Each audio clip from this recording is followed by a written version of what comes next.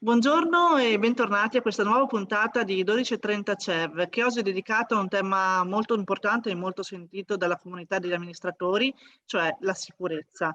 Do il benvenuto al presidente del Consorzio CEV, Andrea Tasinato, che è ancora con noi. Buongiorno. Buongiorno, buongiorno.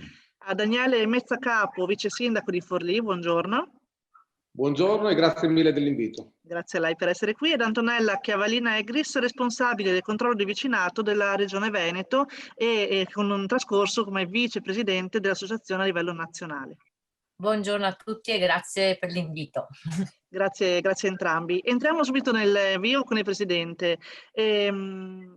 Presidente Tasinato, la sicurezza è evidentemente un tema chiave che orienta le politiche, ma rischia anche di essere risolto troppo spesso con la videosorveglianza tout court e basta. Ma non è solo questo, c'è di più, immagino. Sì, la sicurezza è un tema molto sentito, un po' da tutti, alimentato ma sentito sicuramente. La videosorveglianza è uno degli elementi che costituiscono, diciamo, un deterrente per la sicurezza.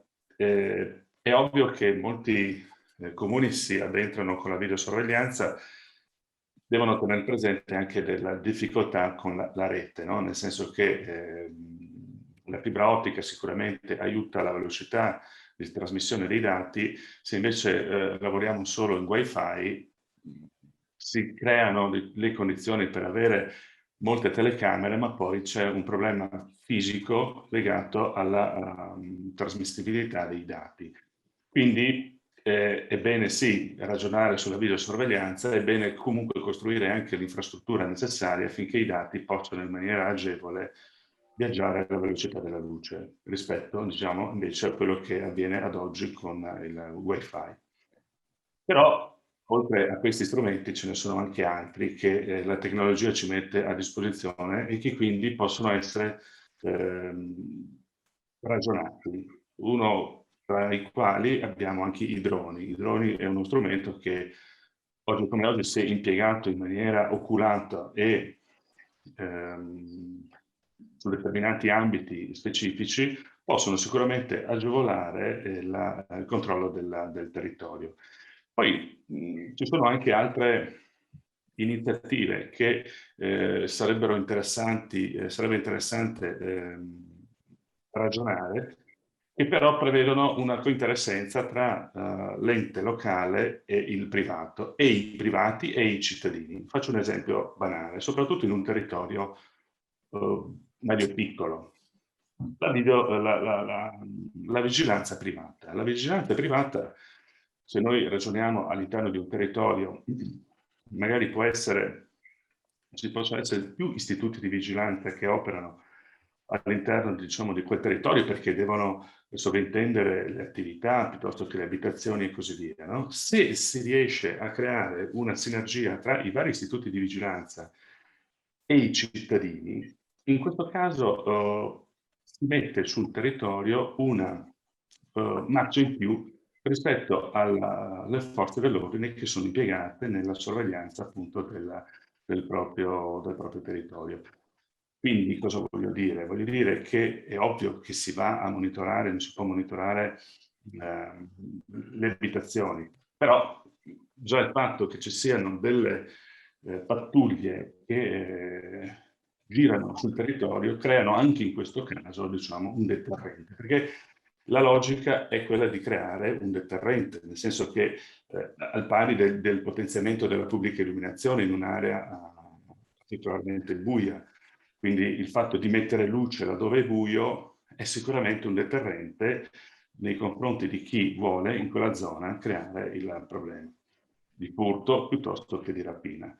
Quello dell'istituto di vigilanza vedo che può essere secondo me attuato e attuabile proprio perché si crea una marcia in più su quello che potrebbe essere il controllo appunto del territorio stesso.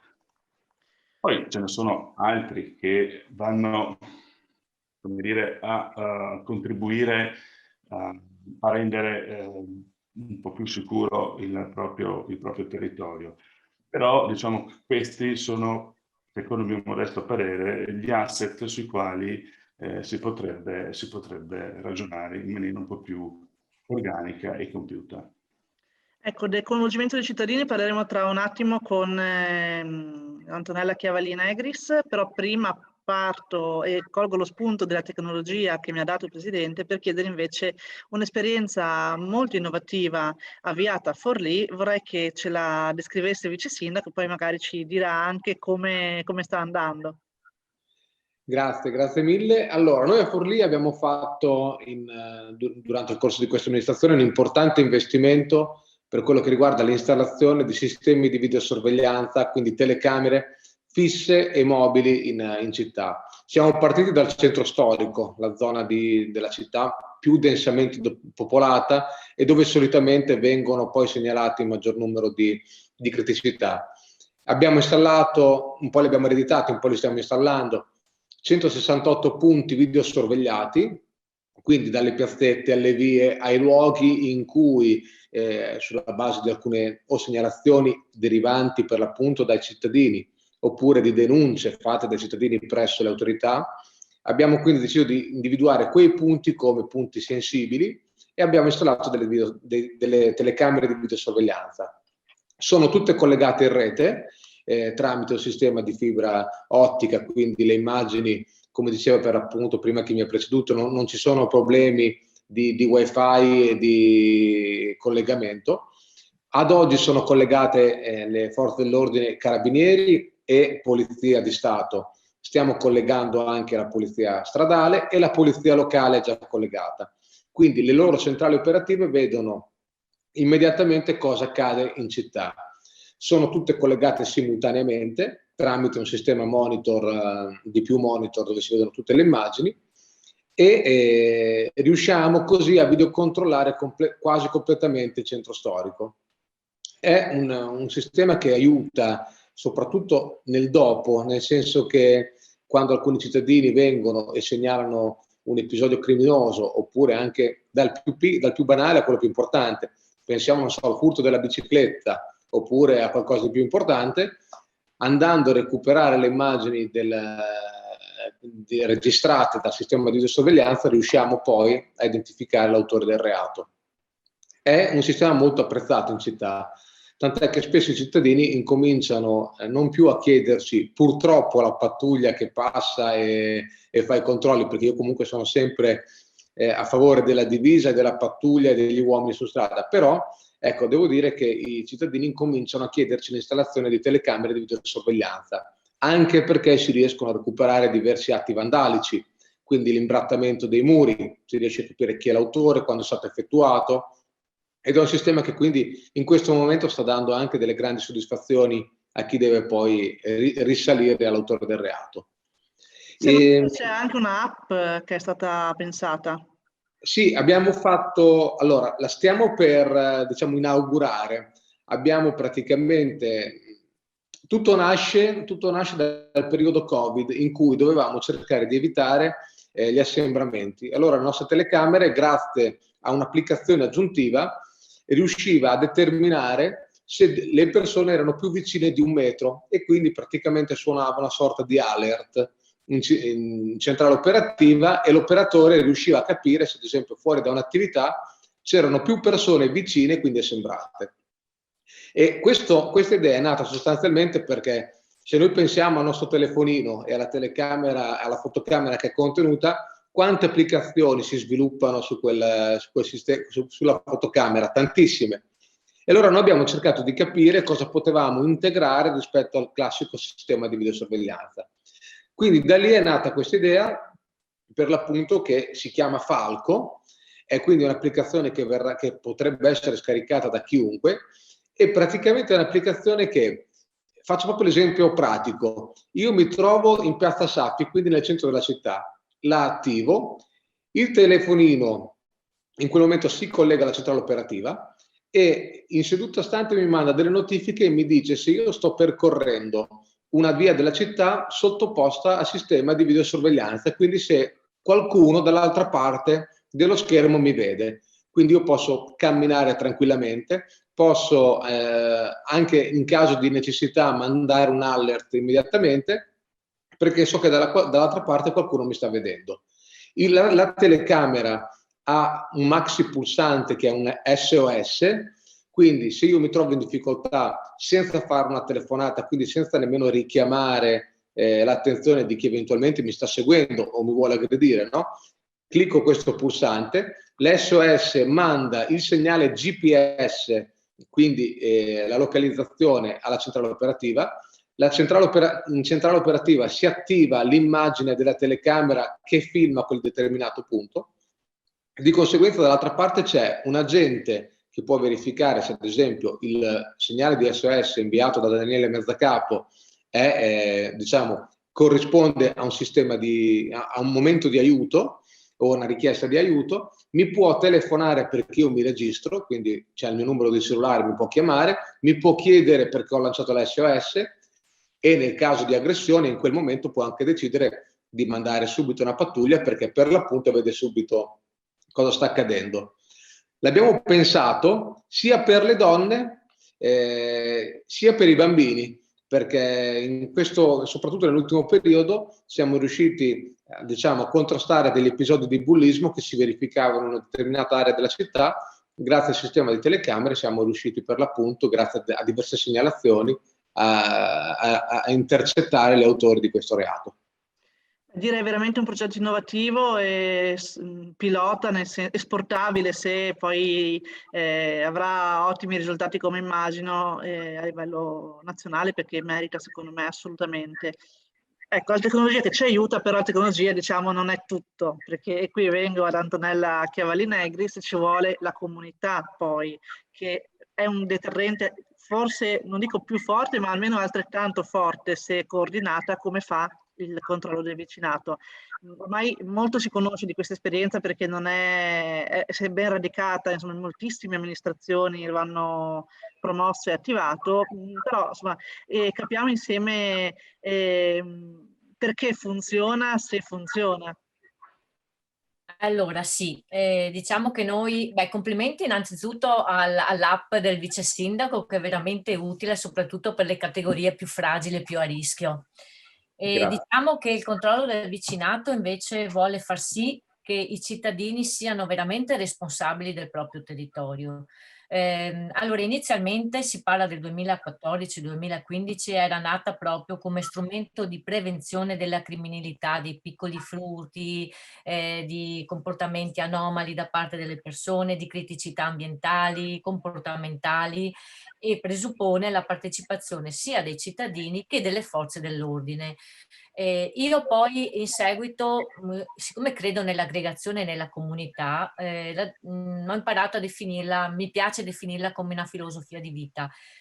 Siamo andati un po' controcorrente, dico la verità, inizialmente si è fatta parecchia fatica, perché a parte la novità, su un problema sentito dalla comunità, dai cittadini, i furti che erano in aumento, adesso si sono un po' calmati rispetto agli anni precedenti, però effettivamente c'era una grande richiesta di fare un qualcosa, di cambiare un qualcosa.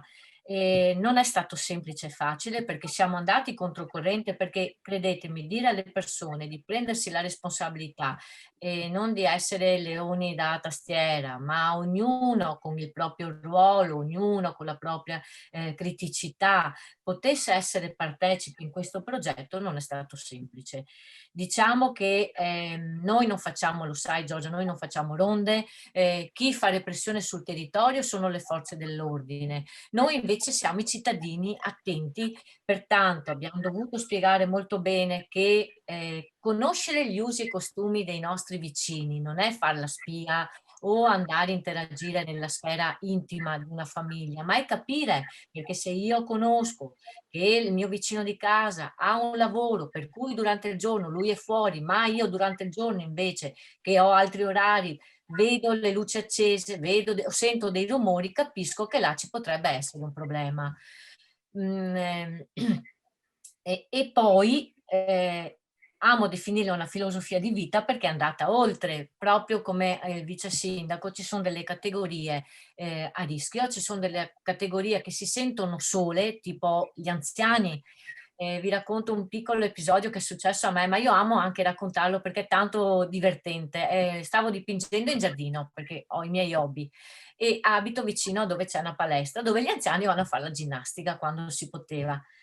E allora, quello che identifica noi, premetto, è un logo giallo dove vedi che c'è una forza dell'ordine che abbraccia una famiglia, giallo in modo che si veda. A me è stato regalato il logo da un sindaco, l'ho messo nel mio giardino e poi, come tutte le case, inizialmente avevamo messo sti adesivi lungo le recinzioni, che già quello vuol dire che io mi assumo le responsabilità. In seguito poi le amministrazioni ci hanno accompagnato, l'hanno messo anche il logo nel territorio comunale.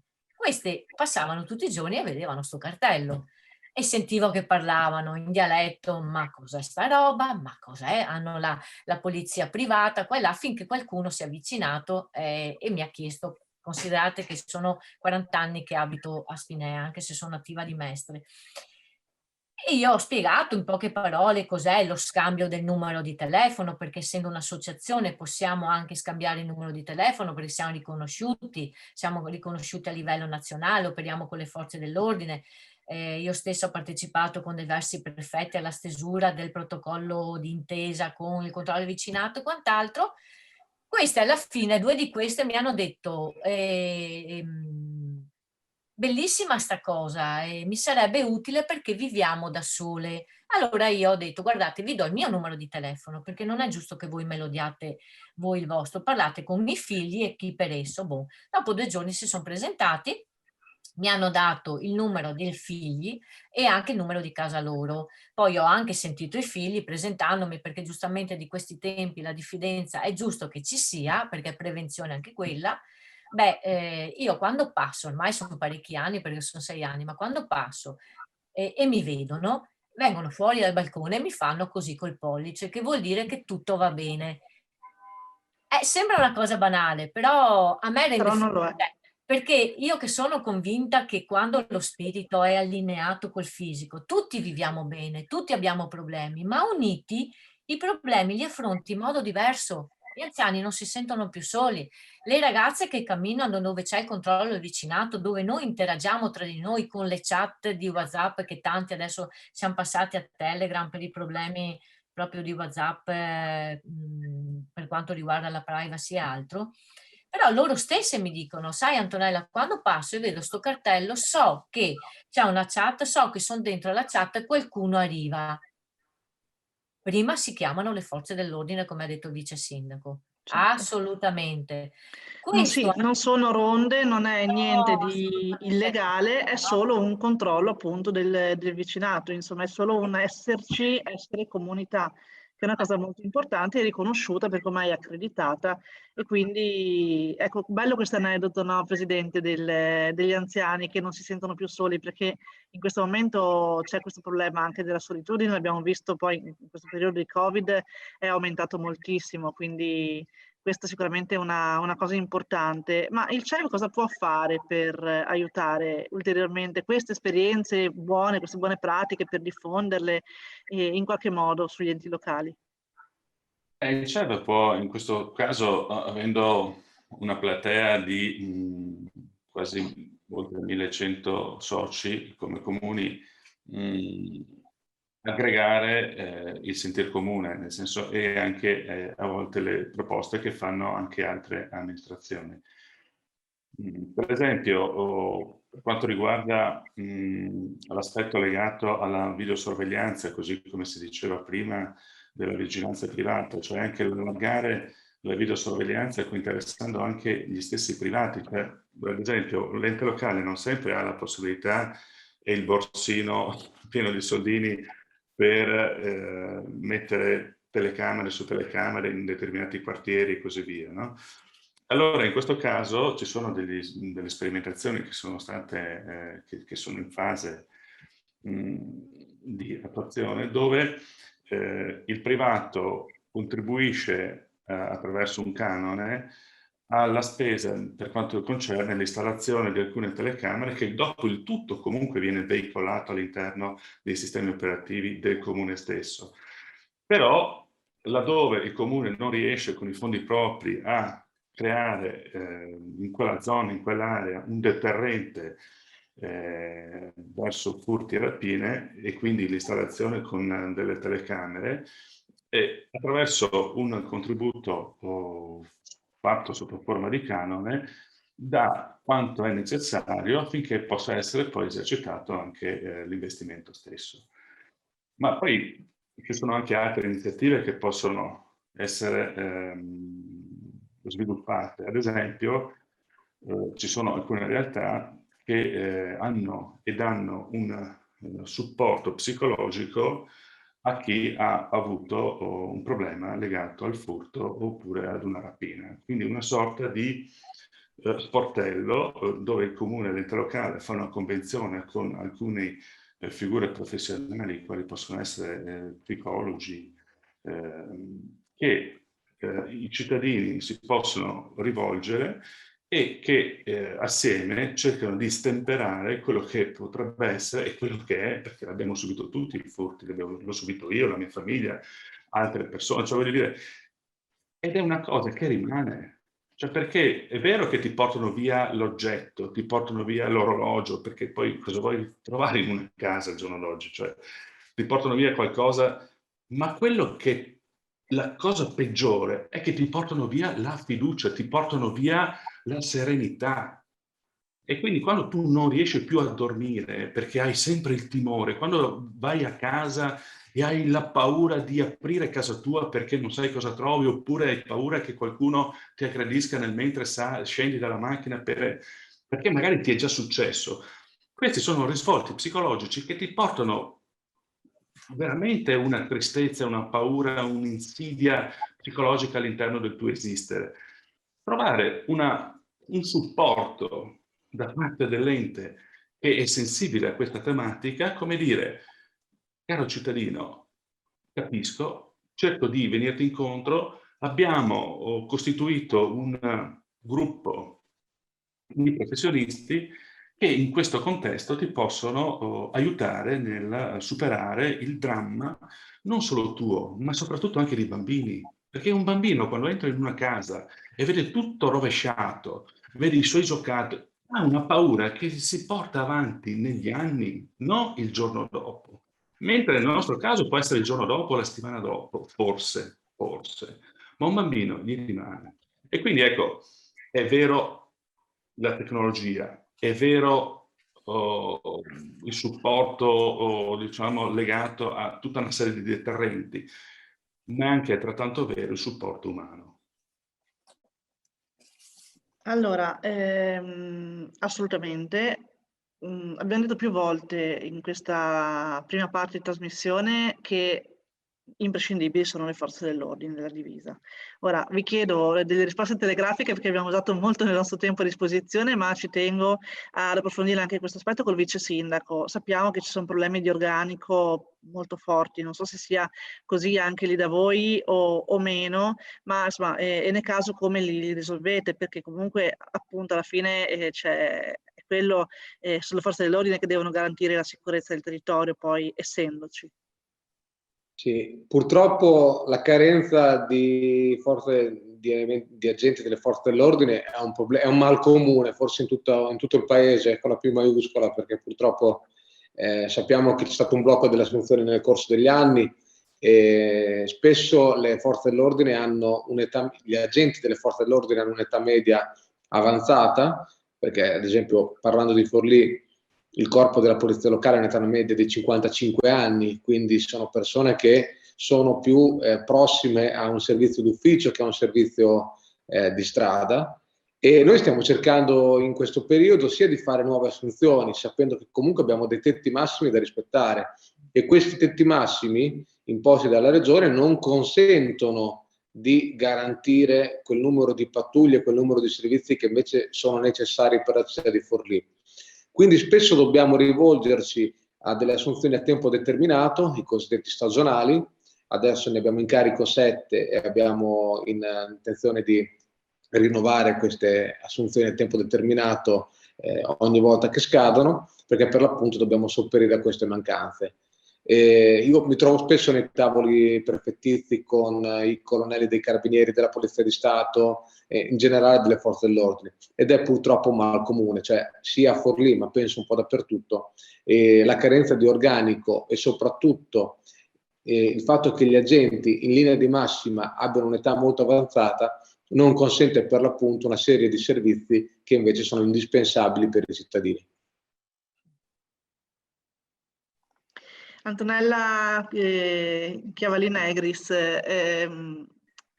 importantissimo in tutti gli aspetti che abbiamo detto, ce n'è uno che forse non abbiamo ancora approfondito, chiedo anche a lei un tweet, diciamo così, ed è quello della sicurezza, un po' fai da te ma nel senso buono del termine, cioè sapersi l'autodifesa, ecco, il termine corretto è autodifesa. Lei è anche istruttrice di Krav Maga, un Krav Maga particolare, mi accennava, brevemente se vuole dirci quanto è importante sapersi difendere, perché poi la prima difesa è quella che uno in atto da sé, perché poi le forze dell'ordine arrivano, ma ci sono i tempi tecnici ovviamente dall'alert a quando poi si presentano.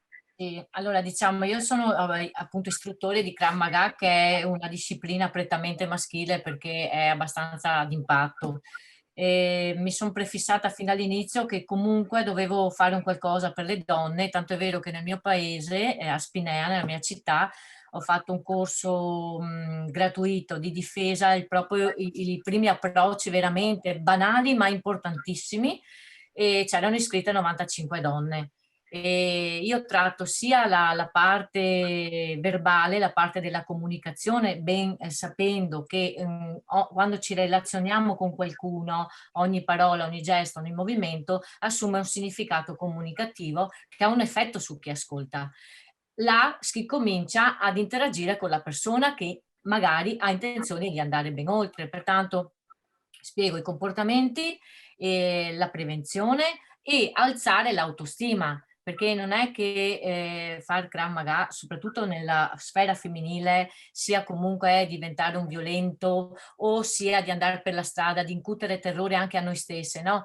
Anche facendo sta prevenzione qualcuno dice ma allora bisogna andare facendo attenzione a tutto, io spiego bene alle vetrine, affacciarsi, vedere se c'è qualcuno che c'è dietro, che ci segue, la borsa metterla dal lato non della strada, cioè tutte piccoli movimenti anche di fisici, perché quando non riesci a risolvere il problema con la parola ovviamente facile che ci sia uno scontro fisico o un ipotetico scontro fisico, piccoli movimenti per poter scappare, perché io insegno sempre la prima cosa che dovete fare è scappare, ma per scappare bisogna avere quella sicurezza proprio a livello conoscitivo della persona, non parlo solo del fisico, dell'autostima, di dire io se voglio posso, per poter uscire da una situazione che potrebbe diventare pericolosa degenerando.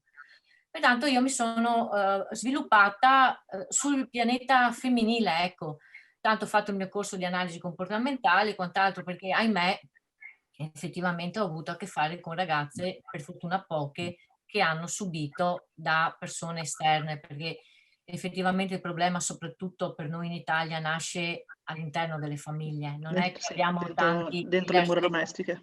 sì, non è che abbiamo tanti killer seriali che navigano nelle nostre zone, però è anche vero che ci sono dei comportamenti che puoi prevenire o dei comportamenti che magari non arrivano alla violenza, ma arrivano al tocco fisico, ad esempio, nelle corriere, nei bus. Io ho avuto persone anche giovani che comunque sono rimaste scioccate, che addirittura negli allenamenti, se li toccavo pure io, che sono una donna, con la mano, sentivi proprio i muscoli tirarsi. Pertanto c'è un lavoro e per me è importante mandare questo messaggio, a prescindere da chi andate, che le donne devono fare qualcosa per aumentare la propria autostima, per volersi bene, che non significa subire.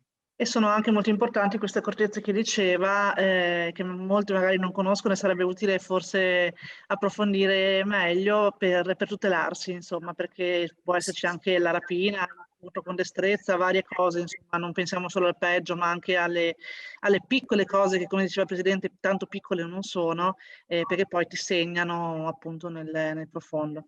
Presidente, direi che carne a fuoco ne abbiamo messa abbastanza e spunti di riflessione dalla tecnologia appunto alla riscoperta della comunità, all'autodifesa, insomma ce n'è molto. La sicurezza, sapevamo, è un tema molto ampio. La mia prima domanda era appunto provocatoria perché molto si può fare in sicurezza e molto si può investire in termini non solo economici in questo. Lascio a lei come sempre la riflessione conclusiva di questa chiacchierata, chiamiamola così. Beh, vivere sicuri è un nostro diritto, su questo non ci piove. Dobbiamo cercare di trovare le soluzioni più congeniali perché ci diano maggiore